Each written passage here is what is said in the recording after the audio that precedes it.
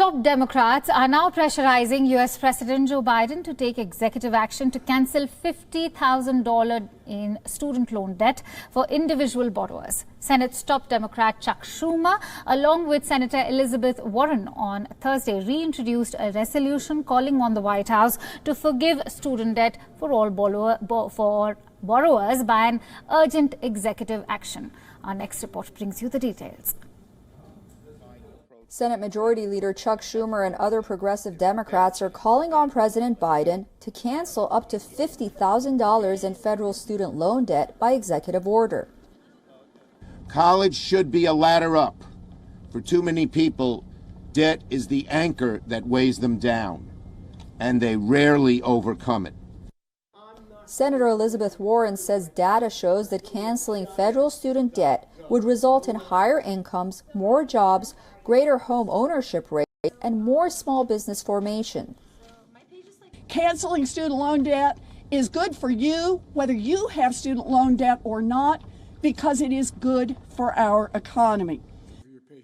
President Biden, who campaigned on plans to cancel up to $10,000 in student loan debt, has said he wants Congress to pass such a bill, but did not include that provision in the $1.9 trillion economic relief proposal he sent to Congress. Could I see it happening? Student debt forgiveness? I definitely think so, but I don't think it's a sustainable model to have people necessarily keep forgiving student debt. I think it needs to be minimized in the first place from the ground up. So the debt contracts that people sign, I think, just need to be lower and less extreme. Americans are often saddled with student debt for the rest of their lives. 15% of households headed by someone 55 and older have student loan debt, and those debt levels has grown 321% since 1992. Close to half the debt was for their own education. About 44% was for their children, and the remaining debt for both. I mean, it can carry throughout your life. It can affect your relationships, it can affect your career, your housing, and I think older generations really underestimate how much it really carries throughout your whole life and continues to be a burden on you just because you wanted to get a great education. Meanwhile, some 1,000 students at Columbia University in New York are holding a tuition strike, refusing to pay for the spring semester.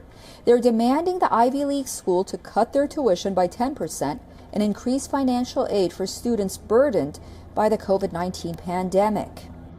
Any student debt relief bill will likely face roadblocks in Washington because it essentially picks winners and losers. For example, those students who just paid off their loans and others who will be taking these loans in the future will be at a disadvantage. Susan Tehrani from New York for WION, World is One.